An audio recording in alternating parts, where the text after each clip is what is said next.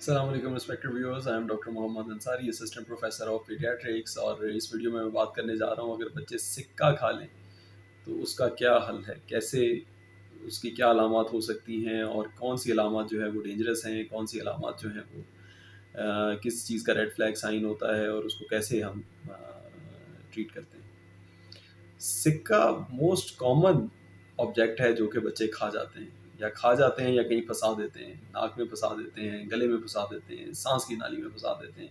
छोटे सिक्के जो होते हैं वो नाक में चले जाते हैं बाज़ औक़ात, और सिक्का इतना छोटा नहीं होता वैसे कि नाक में जा सके, लेकिन बच्चे जब शरारत करने पे आते हैं तो इंसानी क्योंकि जल्द जो है वो स्ट्रेचेबल है, तो वो स्ट्रेच करके किसी ना किसी तरह नाक में घुसा लेते हैं। नाक से निकालना सिक्का तो इतना मुश्किल काम नहीं है, लेकिन अगर नाक के अंदर कोई बीड चला जाए, कोई दाना चला जाए, तो उसकी वजह से नाक में ये होता है कि बदबू आ जाती है, बदबू पड़ जाती है। आपको रिलेटिव दोनों साइडों से, अगर एक साइड के अंदर है तो उस साइड से बदबू बहुत ज़्यादा शदीद आएगी, और उस साइड से पीप नुमा मादा जो है, रेशा बलगम पीप वाला आना शुरू हो जाएगा। ये एक अलामत होती है कि इस नाक के अंदर फौरन बॉडी चली गई है, या मोती चला गया है, या पत्थर चला गया है, या ऐसा भी हो सकता है कि बच्चे ने कोई छोटा सिक्का, 50 पैसे का, 25 पैसे का, जो पुराने ज़माने में थोड़े छोटे सिक्के होते थे, या 1 रुपए वाला कोई सिक्का उसका अपने नाक के अंदर फंसा लिया हुआ है।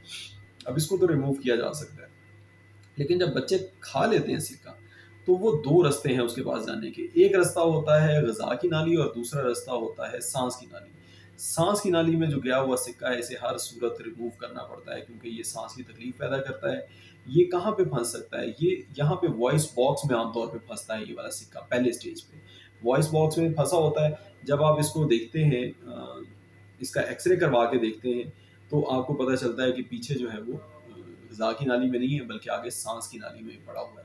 और अगर उससे नीचे उतर जाए, ये ग्लॉटस वॉइस बॉक्स से नीचे उतर जाए ये सिक्का, तो ये फिर दाईं साइड के फेफड़े को मुतासर कर सकता है। इस सिक्के को तो लाज़मन रिमूव करना पड़ता है, इसका तो कोई हल नहीं है। ये सिक्का हो, या ये बैटरी हो, ये बटन सेल हो जो कि हमारी घड़ियों में डलते हैं, या हमारे जो है वो ग्लूकोमीटर में डलते हैं, या और चीज़ों में डलते हैं,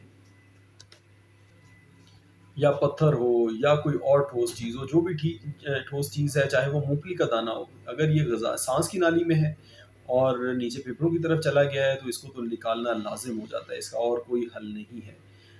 लेकिन अगर वो ग़िज़ा की नाली में चला गया है, तो उसकी 2-3 जगह होती हैं जहाँ पे ये फँस सकता है। नंबर 1 ये यहाँ पे फँसता है जहाँ पे वॉइस बॉक्स पीछे ग़िज़ा की नाली को अपने साथ जोड़े हुए होता है। दूसरे नंबर पे वहाँ पे फँस सकता है जहाँ पे हमारा एओर्टा, हमारी बड़ी वेसल जो है वो ग़िज़ा की नाली को क्रॉस कर रही है। और नंबर 3 ये नीचे वाले ग़िज़ा की नाली के नीचे वाले सिरे पे, जहाँ पे ग़िज़ा की नाली और मैदा आपस में मिल रहे हैं, वहाँ पे तीसरी जगह पे फँस जा सकता है। अगर इन तीनों जगह से निकल गया और अभी मैदे में है, तो मैदे में इसको थोड़ी देर देखा जा सकता है। अगर इन 3 चीज़ों को जगहों में फँसा हुआ है और बच्चा जो है वो खा पी नहीं सक रहा और उसको थूक आए जा रहा है, थूक बाहर गिरा रहा है बच्चा, तो फिर इसका ऑपरेशन करके इसको निकालना पड़ता है। ऑपरेशन नहीं, यानी बाहर से रिजिड एसोफेगोस्कोपी, इसको जो है वो निकाला जा सकता है एक प्रोसीजर के थ्रू। लेकिन अगर मैदे में पहुंच गया है, तो मैदे में पहुंच गया तो आप क्या करें? मैदे में पहुंच गया है तो इसको टाइम दें। ये हो सकता है ये खुद ही बड़े पेशाब के रास्ते निकल जाएगा। और बड़े पेशाब के रास्ते किस तरह से निकलने में आप फैसिलिटेट कर सकते हैं? सबसे पहले आप bulk forming stool bulk forming diet दें इसको। इसबगोल का छिलका दें, केले खिलाएं बच्चे को, फल खिलाएं बच्चे को, कच्ची सब्जियां खिलाएं, ऐसी चीज़ें खिलाएं जो बहुत ज़्यादा पखाना बनाए।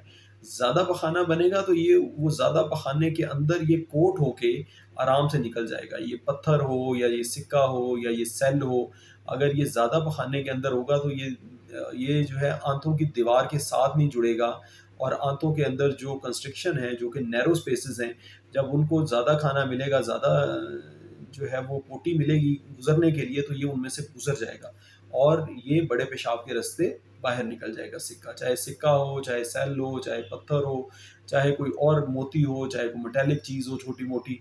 हाँ, अगर कील आ गया है तो ये ज़रा डेंजरस मामला हो जाता है। करना उसमें भी कुछ नहीं होता, करना देखना उसमें भी वेट एंड सी होता है। अगर उसमें अलामत आ गई, उसने किसी जगह से अंतड़ी को जो है वो पियर्स कर दिया, तो फिर तो ज़ाहिर है, फिर तो ऑपरेशन करना पड़ेगा। लेकिन इसमें ये ज़रूरी है कि आपने आंतड़ियों की हरकत तेज़ करने वाली चीज़ें नहीं देनी। अगर आंतों की हरकत तेज़ करने वाली चीज़ें आप देंगे, अगर नुकीली चीज़, कोई चीज़ आपने खाई हुई है, बच्चे ने खाई हुई है नुकीली चीज़, यानी कील खाया हुआ है या स्क्रू खाया हुआ है, तो उसमें चांसेस ऑफ इंजरी कि बड़ी आंत या छोटी आंत का दीवार को फाड़ के वो चीज़ बाहर निकल जाएगी, वो ज़्यादा हो जाएगा।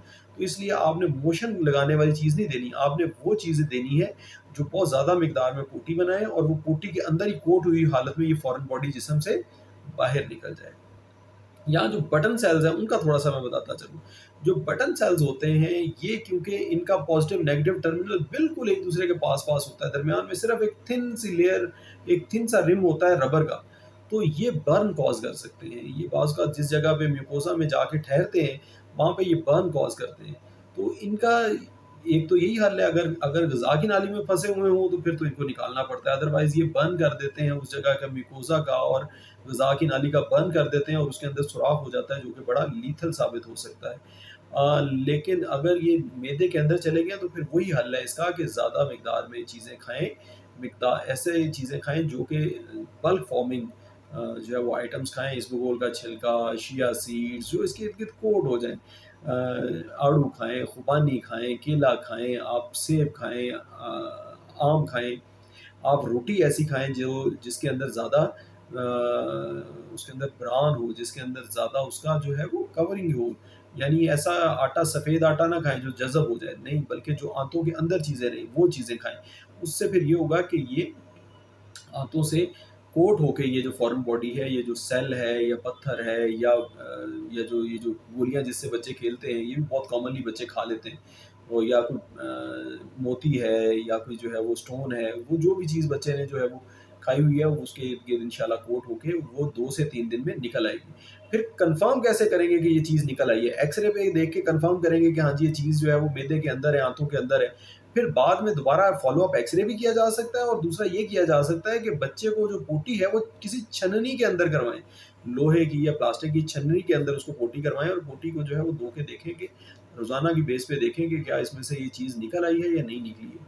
इस चीज़ का जिस्म से निकालना बड़ा ज़रूरी होता है। बाज़ औक़ात किसी हड्डी के अगेंस्ट वो आ जाती है और एक्स-रे पे नज़र नहीं आती या शीशे की होती है, नज़र नहीं आ रही होती है एक्स-रे पे। तो उसका इंश्योर करना कि हाँ जी, ये जिस्म से निकल गई है बड़ा ज़रूरी है हमारे। तो ये थी व्यूअर्स मेरी आज की video regarding foreign body injection. बच्चे बहुत कॉमनली खा लेते हैं और पेरेंट्स के लिए बहुत ज़्यादा दर्द सर बन जाता है कि आप क्या करें।